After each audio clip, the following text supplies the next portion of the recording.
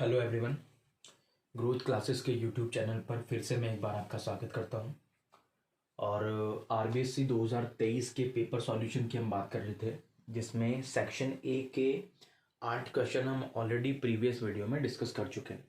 और आज हम सेक्शन ए का क्वेश्चन नंबर 9 हम डिस्कस करने वाले हैं। फर्स्ट का 9th सेक्शन ए में सारे क्वेश्चन आपके एक मार्क्स के थे, जो मल्टीपल चॉइस क्वेश्चन थे, जिनमें 4 ऑप्शन आपको दे रखे हैं ऑलरेडी। ऐसे ही इस क्वेश्चन में भी 4 ऑप्शन दे रखे हैं।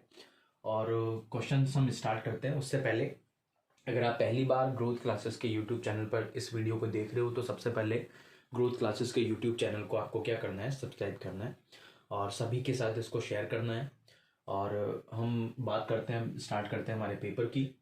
और पेपर हमारा दे रखा है, radius of a circle is 3.5 centimetre and find its circumference. 4 option आपको दे रखे हैं, 11, 22, 33 एंड 4। और अगर मैं इसको हिंदी में लिखना चाहूँ तो जो हमारे पास त्रिज्या दे रखी है, त्रिज्या हमारे पास जो दे रखी है वो कितनी है हमारे पास, 3.5 सेंटीमीटर। और सरकमफेरेंस का मतलब हमको क्या फाइंड करना है, हमको उसकी परिधि बतानी है कि उस वृत्त की परिधि आपकी क्या होने वाली है। ठीक है, जो त्रिज्या दे रखी है वृत्त की वो कितनी है, 3.5। और आपको परिधि बतानी है, रेडियस ऑफ ए सर्कल, एक वृत्त की जो त्रिज्या है वो कितनी है, 3.5 सेंटीमीटर है। और उसकी हमको क्या बतानी है, परिधि बतानी है, उसका सरकमफ्रेंस बताना है कि उसका सरकमफ्रेंस क्या होने वाला है। अब इस क्वेश्चन को करने के लिए किसी बेसिक चीज़ की, जो सबसे पहले से जिस चीज़ की ज़रूरत है वो है आपके पास सरकमफ्रेंस का फार्मूला आपको याद होना चाहिए। सरकमफ्रेंस का मतलब परिधि का फार्मूला। तो सरकमफ्रेंस का जो फार्मूला होता है हमारा, सरकमफेरेंस का फार्मूला जो होता है, सरकमफेरेंस जिसको हम क्या बोलते हैं, सरकमफेरेंस जो जिसको हम क्या बोलते हैं, परिधि जो बोलते हैं। और उसका जो फार्मूला होता है वो फार्मूला हमारे पास क्या होता है, 2πr। सिंपल सा फार्मूला होता है, बहुत बार पढ़ते भी हम इसको, कि सरकमफेरेंस का जो फार्मूला होता है वो क्या होता है, 2πr होता है। वैल्यूज अगर हम इसमें पुट करें तो 2 पाई की वैल्यू हमको पता है, क्या पुट करते हैं, 22/7 इंटू आर हमारे पास कितना दे रखा है, 3.5। क्लियर। अगर यहाँ से हम इस पॉइंट को हटाते हैं तो डिवाइड में हम एक 0 लगाएंगे तो क्या आ जाएगा हमारे पास, 10। अब इसको सिंपल सा सॉल्व करना है और आंसर्स में से क्वेश्चन मैच करना है। 7 और ये कितने टाइम कट जाएगा आपका, 5 टाइम, 7 5 जा 35। ओके, अब 5 की टेबल से दोनों कट रहे हैं तो 5 1 जा 5 और 5 2 जा 10। और अगेन 2 से आप किसको कैंसिल कर दो, 2 को। सब कुछ कट गया है, सिर्फ क्या रह गया आपके पास, 22 रह गया है। तो आपका जो फाइनल आंसर आने वाला है वो क्या रहेगा हमारे पास, 22 सेंटीमीटर। तो कौन सा ऑप्शन हमारा राइट होने वाला है, ऑप्शन नंबर बी, 22 सेंटीमीटर हमारा राइट आंसर है। क्लियर। सिंपल सा क्वेश्चन था बिल्कुल, जिसकी हमने बात की है यहाँ पे कि रेडियस दे रखी है और आपको सरकमफ्रेंस परिधि बतानी है। 2πr फॉर्मूला, 2πr की वैल्यू 3.5 थी, पॉइंट हटा के हमने 10 लगाया। 7 से पहले काटोगे तो 5 टाइम, 5 से 10 को 2 टाइम, 2 से 2 गया और 22 सेंटीमीटर आपका आंसर आ गया। क्लियर हो गया। तो ऑप्शन नंबर बी यहाँ पे हमारा आंसर है। अब बात करते हैं हम क्वेश्चन नंबर 10 की। देखो क्वेश्चन नंबर 10 हमारे पास क्या है, चलिए नेक्स्ट क्वेश्चन, फर्स्ट का 10th question. Total surface area of A cube is 468 cm square. और 468 जो cm स्क्वायर दे रखा है वो किसका दे रखा है, क्यूब का दे रखा है। क्यूब का मतलब क्या हो गया हमारे पास, घन हो गया। और पूछ रहा है कि साइड आपको फाइंड करनी है कि side of the cube will be, 4 option 6 7 8 9। घन का संपूर्ण पृष्ठीय क्षेत्रफल 468 वर्ग सेंटीमीटर है, तो कुछ घन की जो भुजा है उसकी माप आपको ज्ञात करनी है। अब इसमें भी वही फॉर्मूला बेस्ड क्वेश्चन है कि घन का संपूर्ण पृष्ठीय क्षेत्रफल, क्यूब का जो टोटल सरफेस एरिया होता है, TSA जिसको हम बोलते हैं, TSA जो है वो आपको क्या दे रखा है, 468 cm स्क्वायर दे रखा है। क्लियर। TSA आपको दे रखा है 468 cm स्क्वायर। और TSA of cube, total surface area जिसको हम बोलते हैं, संपूर्ण पृष्ठीय क्षेत्रफल, TSA ऑफ क्यूब। और TSA ऑफ क्यूब का फॉर्मूला हमको पता है क्या होता है, 6a स्क्वायर होता है। और यहाँ पे जो a होता है उसका मतलब क्या होता है, a जो रिप्रेजेंट करता है वो किसको रिप्रेजेंट करता है, साइड को, या साइड के साथ में हम क्या लिख सकते हैं, भुजा को रिप्रेजेंट करता है। साइड के साथ, साइड का मतलब क्या हो गया, आपको किसको रिप्रेजेंट करता है, भुजा को रिप्रेजेंट करता है। और साइड ही आपको फाइंड करनी है। अब साइड जैसे अगर आपको फाइंड करनी है तो साइड फाइंड करने के लिए दोनों को इक्वल कर दो। तो सॉल्यूशन में आप लिखने वाले हो 6a² इज इक्वल टू क्या लिखोगे आप 468, और a² अगर आप फाइंड करना चाह रहे हो तो 6 को आपको डिवाइड में लिखना पड़ेगा। तो a² इज इक्वल टू क्या आ जाएगा 468 और डिवाइड बाय क्या आ जाएगा आपका 6 आ जाएगा। क्लियरली दिख रहा है यहाँ तक? ओके, तो 468 आएगा, तो उसके बाद इसको डिवाइड कर लेते हैं। आप डिवाइड करोगे तो 6 7 जा हो गया एक तो ये, और 4 रिमाइंडर, तो कितना हो गया आपके पास 48, और 48 में ये कितना टाइम जाएगा देखो 6 टाइम तो ये चला गया ऐसे कैसे। और एक सेकंड, इसमें कुछ गलत लिख दिया क्या क्वेश्चन मैंने? क्वेश्चन देखो एक सेकंड क्या है, क्वेश्चन थोड़ा सा गलत हो गया। ये डिजिट जो दे रखा है ये 468 नहीं है 486 है, तो इसको ठीक कर लेना आप।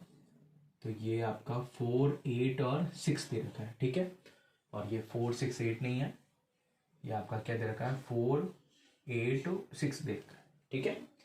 तो यहाँ पे भी हमको चेंज करना पड़ेगा, ये थोड़ा सा डिजिट 6 का 8 बना दिया, 8 का 6 बना दिया। तो यहाँ पे क्या दे रखा है 4 8 और साथ में क्या दे रखा है 6।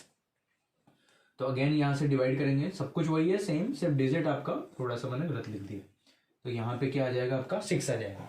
तो a² is equal to 486, divide में किसको भेज दिया 6 को, और डिवाइड में 6 को भेजोगे तो यहाँ से इसको सॉल्व कर लेते हैं। तो 6 कितना टाइम जाएगा 8 टाइम, 6 8 जा कितना होता है 48, तो 48 तो कम्प्लीटली गया। आप 6 में 6 को डिवाइड करोगे तो क्या आ जाएगा 1।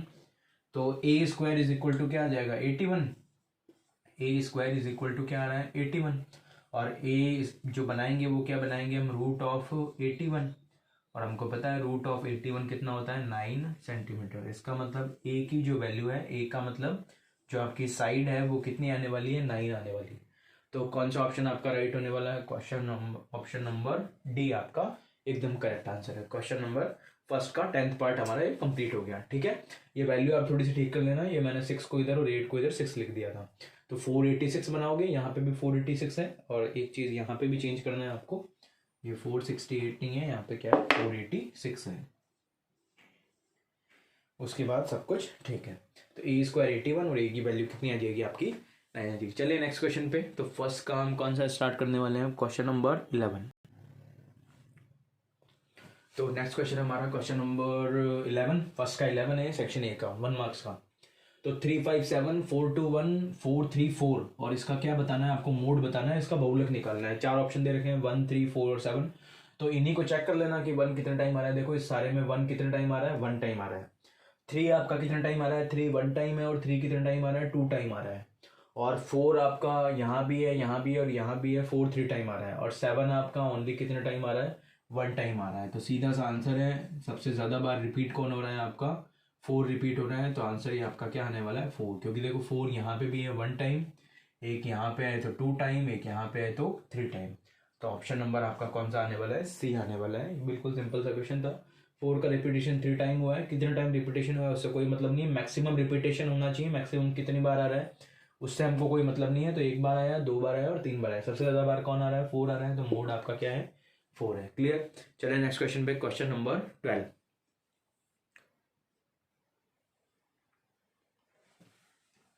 चलो नेक्स्ट क्वेश्चन, ये हमारा क्वेश्चन नंबर 1 का कौन सा क्वेश्चन है? लास्ट क्वेश्चन है ये 12th जो MCQ का हमारा लास्ट क्वेश्चन है।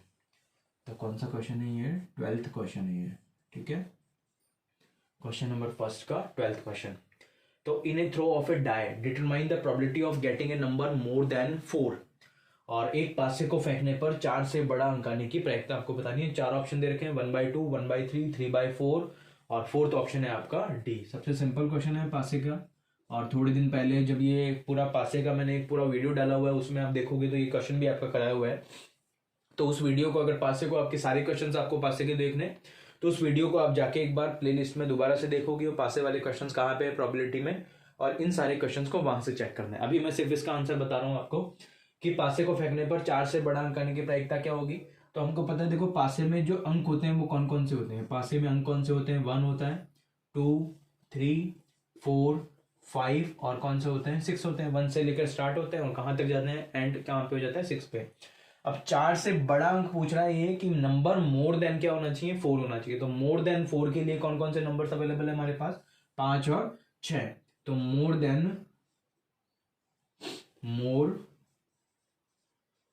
देन क्या होना चाहिए, 4 होना चाहिए। तो मोर देन 4 में कौन कौन से नंबर्स आएंगे, एक तो 5 आएगा और एक कौन आएगा, 6 आएगा। 4 से बड़ा चाहिए तो 5 और कौन आएगा, 6 आएगा। अब प्रॉबिलिटी क्या आएगी, probability of an event PE is equal to क्या आ जाएगा हमारे पास, कि टोटल आपके पास जो फेवरेबल आउटकम है, जो संभव परिणाम है, वो तो कितना है आपके पास, 2 है, और डिवाइड बाय टोटल परिणाम 4 से बड़ा, ये टोटल परिणाम आपके कितने हैं, 6 हैं। तो 2 बाय क्या आएगा आपका, 6 आएगा। 2 बाय 6 को स्टैंडर्ड फॉर्म में कन्वर्ट करोगे तो क्या आ जाएगा, 2 1 जा 2 और 2 3 जा 6। तो P इज इक्वल टू क्या आ जाएगा, 1/6 1/3। और ऑप्शन नंबर कौन सा हो जाएगा आपका right answer, option number B हो जाएगा। और पासे के सारे क्वेश्चंस देखने हैं आपको, तो एक बार मेरी रिक्वेस्ट है कि वहां पे आप जाओ और पूरे पासे के जितने भी क्वेश्चन, पासे वाला एक वीडियो डला हुआ है प्रोबेबिलिटी का, उसमें पासे के सारे क्वेश्चंस आपको देखने हैं। मोर देन 4 के हों, मोर देन 3 के हों, लेस देन 4 का हो, लेस देन 3 का हो, तो सारे क्वेश्चंस वहां पे मैंने करवाए हुए हैं। ठीक है, तो अभी ये हमारा MCQ वाला चैप्टर कंप्लीट हो गया। सेक्शन ए में जो 12 क्वेश्चंस आपको दे रखे थे, 12 क्वेश्चन MCQ वाले, वो सारे क्वेश्चंस हम 1 बाय 1 हमने डिस्कस कर लिए। उनके आसपास से जितने भी क्वेश्चंस बन सकते थे वो भी हमने थोड़े से डिस्कस किए।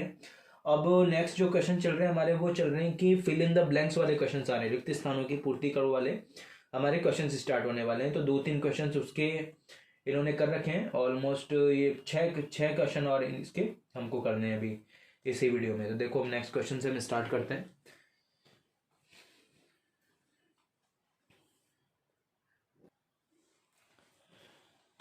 तो देखो फर्स्ट क्वेश्चन हमारा कंप्लीट हो गया, जिसमें हम सेक्शन ए की बात कर रहे थे, और उसमें MCQ जो हमारे चल रहे थे, MCQ में हमने 1 से लेकर 12 तक के क्वेश्चन कर लिए। क्वेश्चन नंबर 2 हमारे स्टार्ट हो रहा है। 2 में आपके 6 क्वेश्चन है, और 2 के सारे क्वेश्चंस भी आपके 1-1 मार्क्स के ही हैं, और इसमें 6 क्वेश्चन दे रखे हैं। फर्स्ट क्वेश्चन से हम स्टार्ट कर रहे हैं। क्वेश्चन नंबर 2 का क्वेश्चन नंबर कौन सा है, 1 है। सेकंड का फर्स्ट है, हाईएस्ट कॉमन फैक्टर HCF निकालना है आपको। किसका HCF निकालना है, 95 का और 152 का, 95 का और 152 का आपको क्या फाइंड करना है, HCF फाइंड करना है। देखो सॉल्यूशन में, अब यहाँ पे आपके पास MCQ में 4 ऑप्शंस नहीं दे रखे हैं, फिल इन द ब्लैंक्स है, बीच में डैश छोड़ रखा है, मतलब आंसर बुक में आपकी जो मेन कॉपी होगी उसमें आपको इसके आंसर्स लिखने हैं कि एक्चुअल में इसके आंसर क्या आने वाले हैं। तो इसके आंसर्स कैसे निकालने हैं आपको, इसके आंसर्स निकालने के लिए आप क्या करने वाले हो, देखो हाईएस्ट कॉमन फैक्टर HCF निकालने के लिए 95 और 152 कैसे निकालते हैं। तो सबसे पहले इनका प्राइम फैक्टराइजेशन करना है हमको। किसका करना है, सबसे पहले 95 का। अब 95 का करना है, और उसके बाद हमको किसका करना है, 152 का करना है, और जो सबसे ज्यादा हाईएस्ट कॉमन चीज होगी वही हमारा क्या होगा, आंसर होगा। तो सबसे पहले हम 95 को सॉल्व करेंगे, तो किससे डिवाइड होगा 95, 2 से, 3 से नहीं होगा, 5 से होगा डायरेक्ट। तो 5 1 जा 5 और 4 रिमाइंडर, तो 45 हो जाएगा। तो ये कितना हो जाएगा हमारे पास, 19। अगेन यहाँ पे 19 से डिवाइड होगा, तो ये तो क्या आ जाएगा हमारे पास, 1, मतलब यहीं पे ये खत्म हो गया। इसको 2 से डिवाइड करना है 150 को, 2 को, तो 2 7 जा हो गया हमारे पास 14, 1 रिमाइंडर 12 हो गया। तो 2 6 जा कितना हो जाएगा, 12।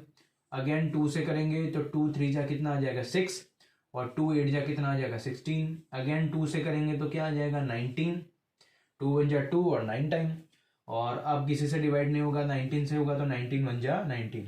अब दिख रहा है आपको क्लियरली कि हाईएस्ट सबसे बड़ा नंबर जो कॉमन है, देखो 5 इधर है, इधर कहीं भी 5 नहीं है, इधर 2 है, इधर कहीं पे भी 2 नहीं है, मतलब यहाँ पे भी क्या है आपका 19 बन रहा है, और यहाँ पे भी क्या बन रहा है, 19 बन रहा है। तो इसका सिंपल सा आंसर कि जो HCF निकालना है, मतलब जो HCF होगा, किस किस का HCF निकालना है हमको HCF निकालना है 95 का और 152 का। तो 95 और 152 का जो HCF होता है वो क्या होता है हमारे पास, 19 होता है। क्लियर, तो इसका आंसर क्या होने वाला है, 19। 19 की टेबल आती है आपको, तो 19 5 जा तो कितना होता है, 95 ही होता है, और 19 8 जा क्या हो जाएगा आपके पास, 152 हो जाएगा। क्लियर, तो 95 और ये 8, ये 5 टाइम और ये 8 टाइम आपका कितना होता है, 19 होता है। तो HCF इसका हाईएस्ट कॉमन फैक्टर HCF 95 152 का कितना आने वाला है, 19 होने वाला है। क्लियर, चलो हम नेक्स्ट क्वेश्चन पे चलते हैं हम।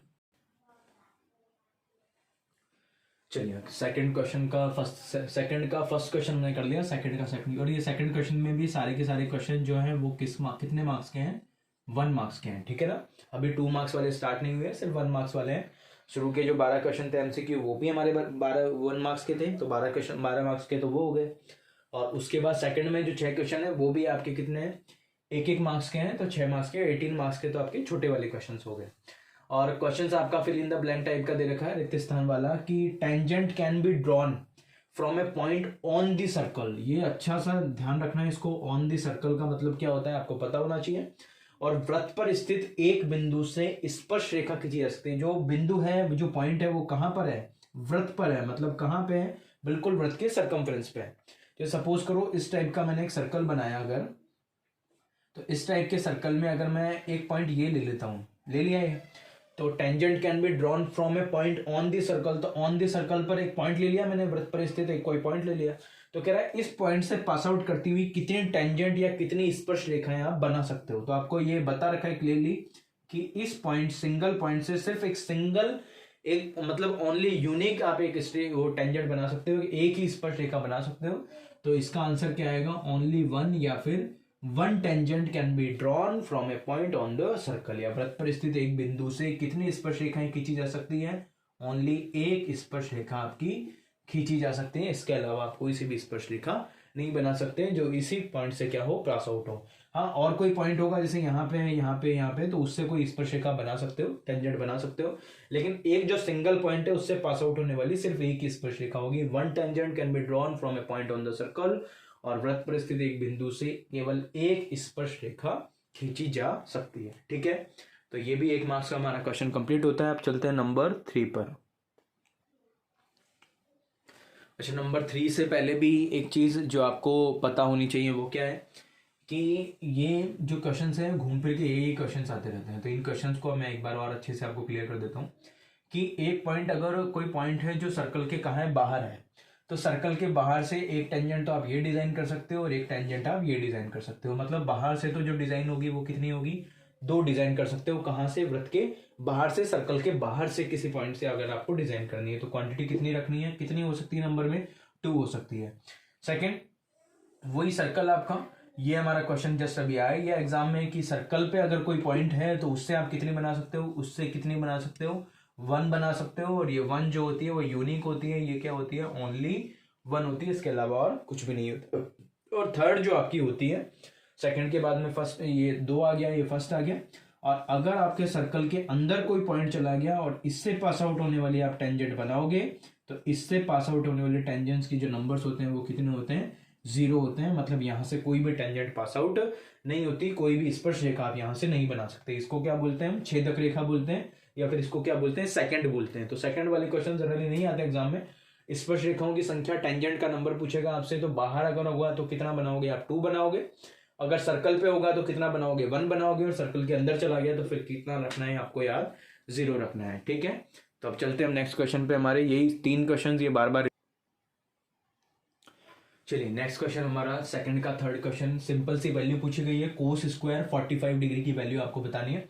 ये कोस 45 का एक क्वेश्चन पहले एमसीक्यू में भी आ गया था, इसको हमने सॉल्व किया था। अभी कोस स्क्वायर 45 डिग्री की वैल्यू अगर आपको बतानी है, यही पूछा है इसने, तो कोस 45 की वैल्यू आप लिख सकते हो और उसके बाद उसके ऊपर स्क्वायर लगा दो, और क्या है। तो कोस 45 की जो वैल्यू होती है वो क्या होती है? 1/√2।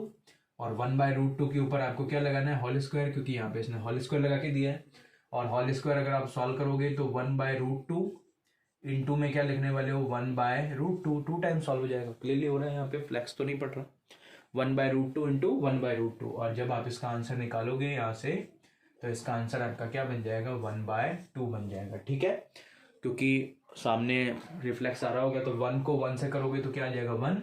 और √2 को √2 से करोगे तो क्या आएगा? 2। और डायरेक्टली √2 का स्क्वायर अगर आपको लिखना है तो आप क्या लिख सकते हो? 1/2। तो ये कोस स्क्वायर 45 डिग्री, ये भी 1 मार्क्स का क्वेश्चन। चलो नेक्स्ट क्वेश्चन, सेकंड का फोर्थ क्वेश्चन, 1 मार्क्स का अगेन।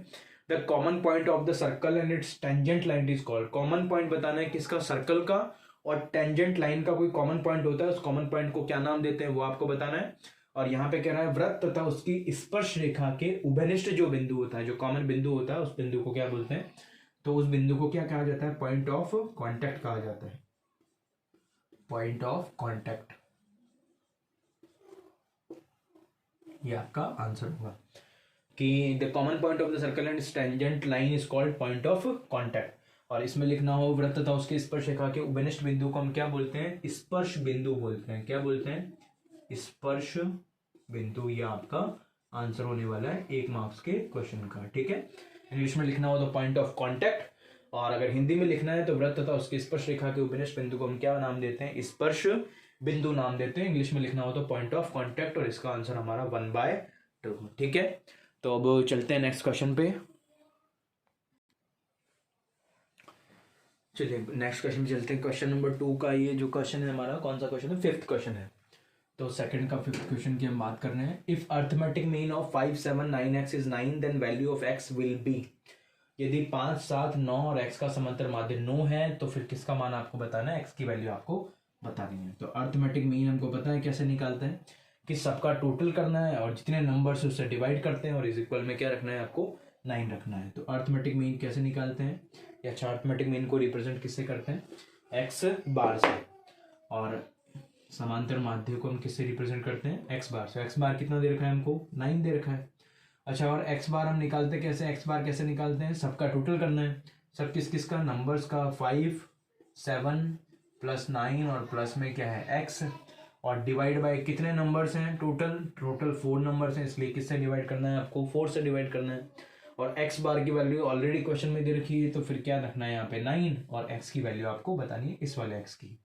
क्लियर, तो x बार की जगह हम क्या पुट कर देते हैं, 9 इज इक्वल टू, इन सबको ऐड कर देते हैं। तो ऐड करोगे तो देखो 9 और 9 में प्लस 5 ऐड करोगे तो क्या हो जाएगा 14, और 14 में अगर आप 7 ऐड करते हो तो क्या हो जाएगा 21। तो ये हो गया आपका 21 प्लस में x और डिवाइड बाय आपका क्या चल रहा है 4। क्लियर, और 4 को इधर ट्रांसफर करते हैं तो 4 इंटू 9 हो जाएगा ये। तो इसको सॉल्व करोगे तो 4 इंटू 9 कितना 36 इज इक्वल टू 21, और प्लस में क्या आ जाएगा x। और फिर जब आगे हम इसको सॉल्व करेंगे तो ये 21 को इधर ले आते हैं तो x की वैल्यू क्या आ जाएगी 36, माइनस में क्या हो जाएगा 21 हो जाएगा। तो 6 माइनस 1 क्या हो जाएगा हमारे पास 5, और 3 माइनस 2 क्या हो जाएगा 1 हो जाएगा। तो x की वैल्यू कितनी आ जाएगी हमारे पास 15 आ जाएगा। 21 प्लस 15 करोगे तो 36 ही होता है। तो x की जो फाइनल आंसर आएगा, x की वैल्यू जो आएगी वो कितनी आ जाएगी हमारे पास 15 आ जाएगी। ठीक है, ये ऐड देख लेना एक बार, 9 और ये 5 कितना हो गया 14 और 7 21 हो गया, और किसी तरह से ऐड करो 9 और 7 16 और 5 21 तो भी ठीक है। 9 इंटू 4 36, 21 को माइनस करोगे तो क्या आ जाएगा 15 आ जाएगा। तो x की जो वैल्यू ये पूछ रहे हैं तो ये वैल्यू कितनी आने वाली है आपके पास 15, कितनी आने वाली है 15 आने वाली है। क्लियर, चलिए नेक्स्ट क्वेश्चन पे, सिंपल सा क्वेश्चन था, इसमें कुछ ऐसा था नहीं। तो हम नेक्स्ट क्वेश्चन पे चलते हैं, लास्ट क्वेश्चन इसका। चलिए लास्ट क्वेश्चन है ये आज का हमारा, कि सेकंड क्वेश्चन का लास्ट क्वेश्चन, सेकंड का 6th, और ये भी 1 मार्क्स का क्वेश्चन है। क्वेश्चन है कि in a single throw of a dice probability of getting a total of 7 will be. मतलब टोटल आपको 7 चाहिए, और डाइस का जो सिंगल थ्रो है, लेकिन क्या है वहां पे डाइस है, single throw of a dice probability of getting a total 7 will be. 2 पासों को एक साथ फेंकने पर, इस टाइप का क्वेश्चन दे रखा है कि 2 पासों को एक साथ फेंकने पर अंकों का योग 7 आने की क्या बतानी है आपको, प्रायिकता बतानी है। Single throw of a 2 dice, of 2 dice नहीं लिखा मैंने यहाँ पे, सिंगल थ्रो ऑफ ए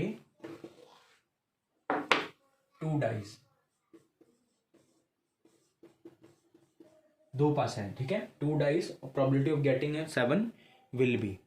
तो 7 आने के लिए अब देखो कौन कौन से केसेस आपको याद रखने हैं। अब आपको पूरी टेबल बनाने की जरूरत नहीं है, सिर्फ दिमाग में कैलकुलेशन करो कि फर्स्ट वाले में हम क्या लेंगे, फर्स्ट में तो 1 ले लेते हैं, और सेकंड वाले में क्या ले लेते हैं 6, तो 1 और 6 का टोटल क्या आ जाएगा 7, और सेकंड वाले में 2 के साथ में हमको क्या लेना पड़ेगा 5, तो भी आपका 7 हो जाएगा।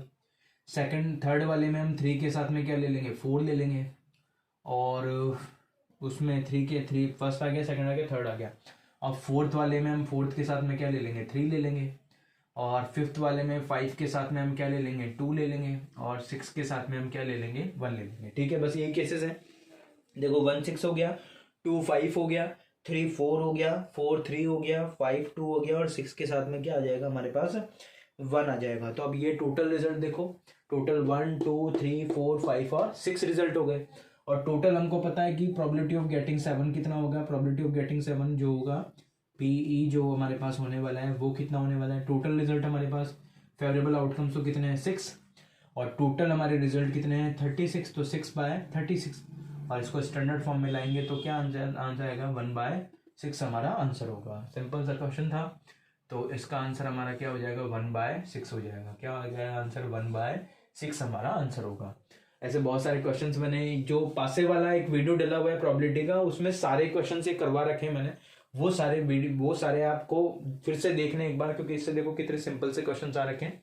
तो इन सारे क्वेश्चंस को आपको सॉल्व करना है, ठीक है। तो ये सेकंड क्वेश्चन के 1 मार्क्स के सारे क्वेश्चंस आज हमने अटेम्प्ट कर लिए, जितने भी थे। ऑलमोस्ट 18 नंबर्स के क्वेश्चन आज हमने स्टार्ट किए हैं। तो फर्स्ट और सेकंड क्वेश्चन हमारा कंप्लीट हो गया, और थर्ड क्वेश्चन को हम कल से स्टार्ट करने वाले हैं। हम नेक्स्ट वीडियो में हम आपको मिलेंगे थर्ड क्वेश्चन से, सारे क्वेश्चन आपको 1 बाय 1 मिलना स्टार्ट हो जाएंगे, ठीक है। तो आज के लिए इतना ही। फर्स्ट और सेकंड क्वेश्चन हमारा कंप्लीट हो गया, और उसके बाद हम नेक्स्ट वीडियो में मिलते हैं। अगर अभी तक आपने ग्रोथ क्लासेस के यूट्यूब चैनल को सब्सक्राइब नहीं किया है तो सबसे पहले उस पर जाओ, अपने @ग्रोथ क्लासेस पे उसको सब्सक्राइब करो। अपने दोस्तों के साथ इसको क्या करना है, आपको शेयर करना है। आरबीसी के सॉल्यूशन इसी तरह से आपको रोज मिलते रहेंगे, ठीक है। तो आज के लिए इतना ही। Thank you.